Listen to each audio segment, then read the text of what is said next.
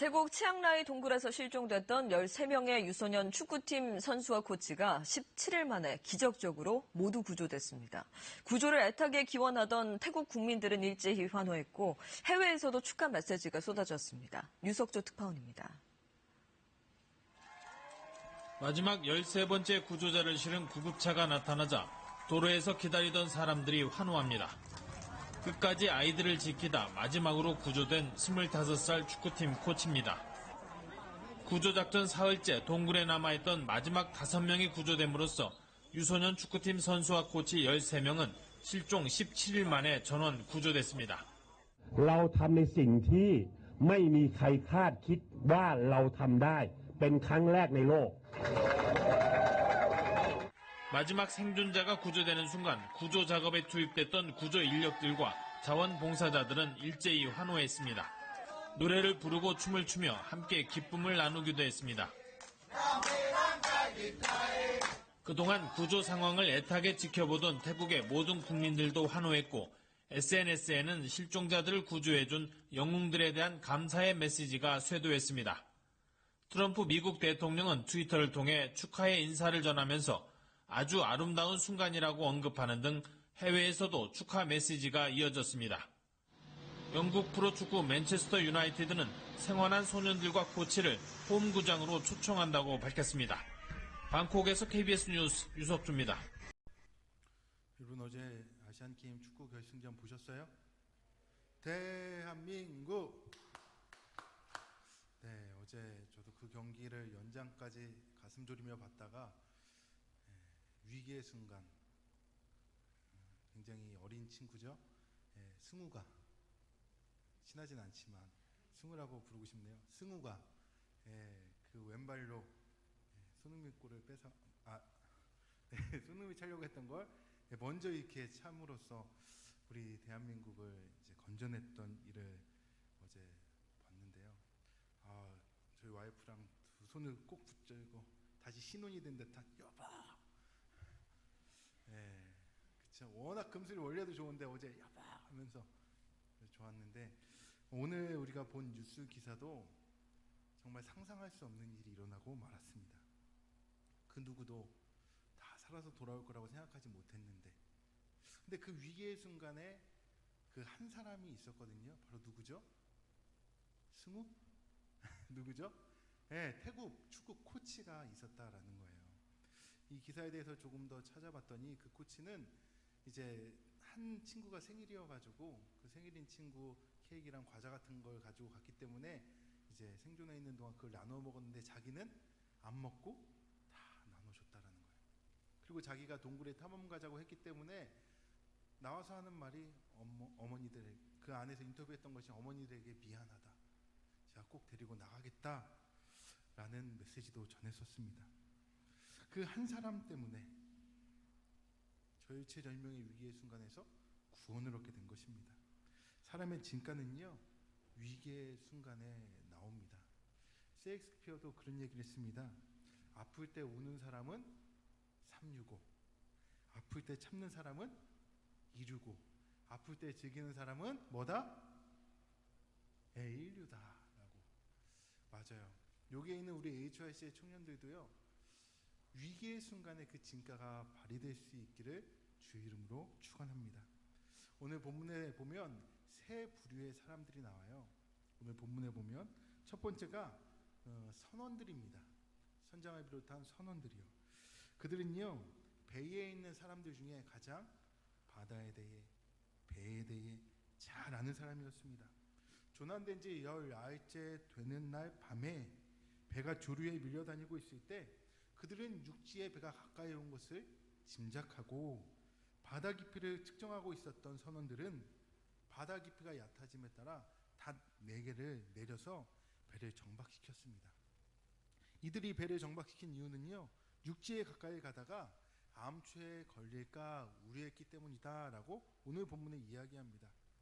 그런데요 배에 대해서 바다에 대해서 누구보다 잘 알고 있다는 이 선장과 선원들이요 나머지 사람들은 어찌되든 상관 않고 거룻배를 타고 배에서 탈출해서 육지로 가려고 했다라는 거예요. 두 번째 부류는 바울을 포함한 죄수들입니다. 표류하고 있던 배에서 죄수들이 어떤 일을 했는지는 여기에 나와 있지는 않지만 표류하는 도중에 그들은 따로 격리되어 있지 않고 아마 무리를 도왔을 것입니다. 그런데 이 죄수들은요, 바울을 비롯한 죄수들은 그들을 감시하는 군인들, 그 감시하는 군인들에게서 항상 이제 용이 주도한 대상이 되어 있었다라는 거죠. 마지막 세 번째 부류는 그럼 누굴까요? 네, 백부장을 비롯한 군인들이에요. 이들은요, 임무가 무엇이냐면 그 배에 탄 죄수들을 로마까지 이송하는 것이 그 군인들의 임무였습니다. 그래서 만약 그 죄인들 중에 한 명이라도 로마로 이송하지 못할 경우 그 일에 대한 책임을 묻게 되어 있는 것이 군인입니다. 즉 본문에서처럼 그 죄수들 중 어떤 몇 명이 바다로 뛰어들어 헤엄치고 도망해서 로마로 죄수 몇 명을 데려가지 못한다면 그 군인들은 상관이나 나라로부터 크게 벌을 받게 될 수밖에 없다라는 것이죠. 그래서 그 죄수들을 죽이고자 했습니다. 이렇게 전혀 어울릴 수 없는 세 부류의 사람들이 긴장감 가운데 그 배가 표류하는 과정에서 그 알 수 없는 미묘한 그 감정을 가지고 그 배는 어디로 가는지 모른 채 표류하고 있었다라는 거예요. 그런데 그 가운데 그 위기의 순간에 한 사람이 등장하는데요. 바로 누구죠? 예, 바울입니다. 바울은요, 그 위기의 배에 탄 죄수 부류 가운데 하나였음에도 불구하고 그는 그 배에서 위기의 순간에 진가를 발휘했던 사람입니다.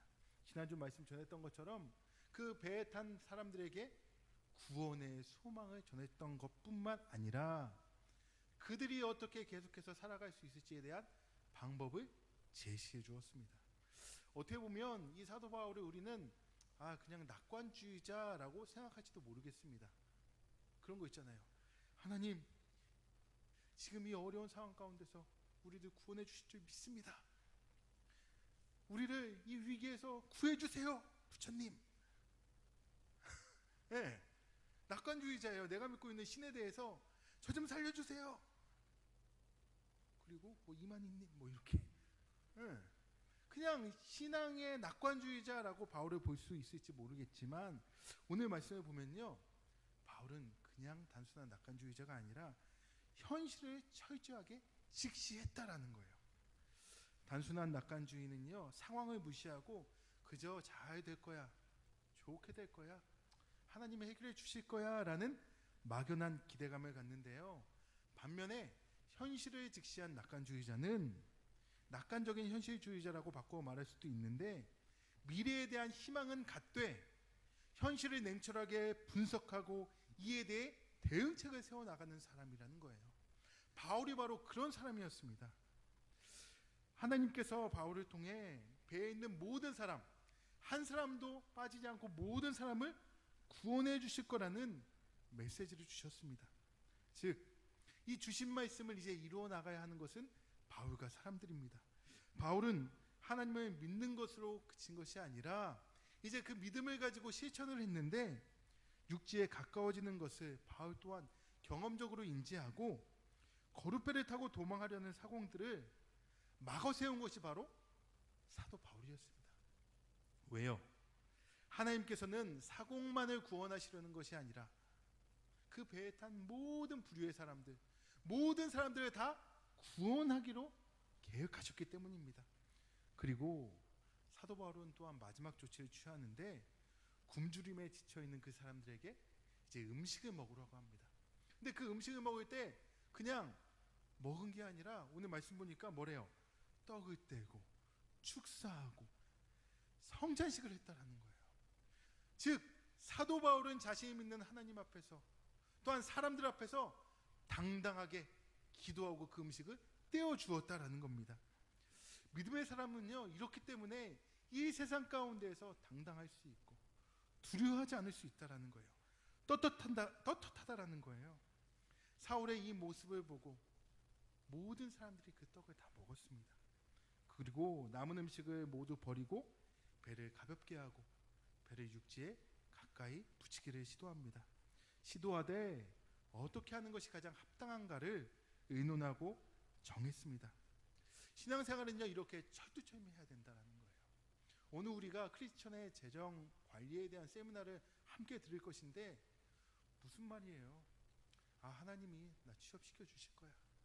그래, 좋은데 취업해서 하나님이 많은 돈 주셨으니까 그래, 이거 그냥 내가 하고 싶은 대로 쓰지 뭐. 그래, 11조만 떼고 뭐 나머지는 내 마음대로 그냥 대충 하지 뭐. 없으면 또 생길 거야. 이렇게 하면 안 된다는 거예요. 목사님, 왜 이렇게 믿음이 없으세요?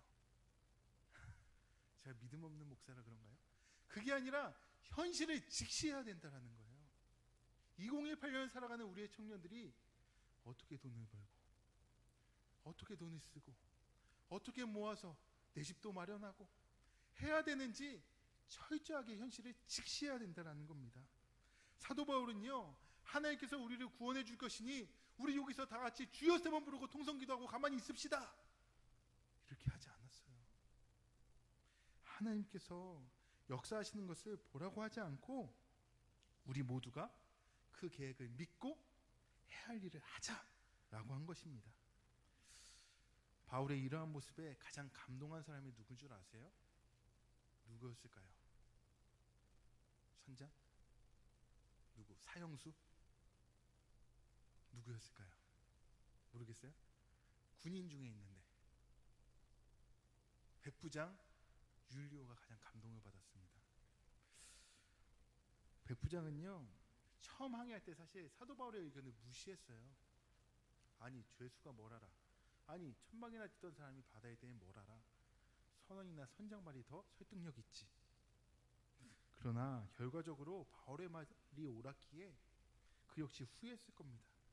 군대를 이끄는 백부장, 그는 전장터를 다 돌아다니고 산전수전 공중전까지 다 겪었다고 하지만 그도 죽음 앞에서는 나약한 인간이었어요. 바로 그때 하나님의 말씀을 의지하여 하나님께서 우리 모두를 구원해 주실 것이라는 구원의 소망을 준 바울의 말씀에 이 강직했던 군인인 백부장 율리오가 위안을 받았던 거예요. 그래서 군인들이 죄수들이 탈출할 것을 염려하여 다 죽입시다 라고 했을 때 백부장은 바울을 살리고자 그렇게 하지 말자라고 부하들에게 이야기합니다. 사실 그들 중에 한 명이라도 도망간다면 그 책임은 백부장이 짊어져야 하는 것 아니겠습니까? 그럼에도 불구하고 백부장 율리오는 사도 바울을 신뢰했다라는 거예요. 사랑하는 청년 여러분, 믿음의 청년 그리스도인들은 어떻게 살아야 하나요? 신앙인은 하나님을 바라보며 온전히 하나님만을 의지하는 사람입니다. 동시에 우리는 이 현실 세계를 살아가야 하는 사람입니다. 현실은 그러나 핑크빛만 우리에게 다가오는 것 아니에요. 예수 믿었다고 해서 암 걸리지 않는 것도 아니고 파산하지 않는 것도 아니고 취업이 무조건 잘 되는 것도 아니에요.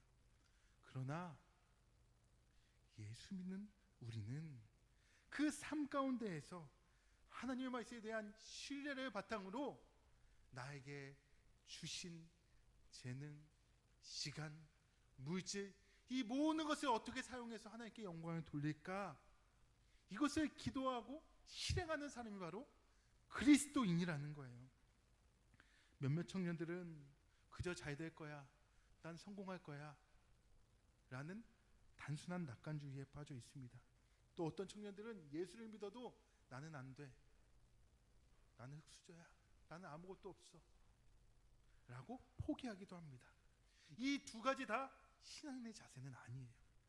하나님을 믿는 우리는 이 세상 가운데에서 빛과 소금의 역할을 감당할 뿐만 아니라 그 삶을, 하나님께서 우리에게 허락하신 그 삶을 완벽하게 살아내는 사명을 받은 사람이라는 것을 기억하시기 바랍니다.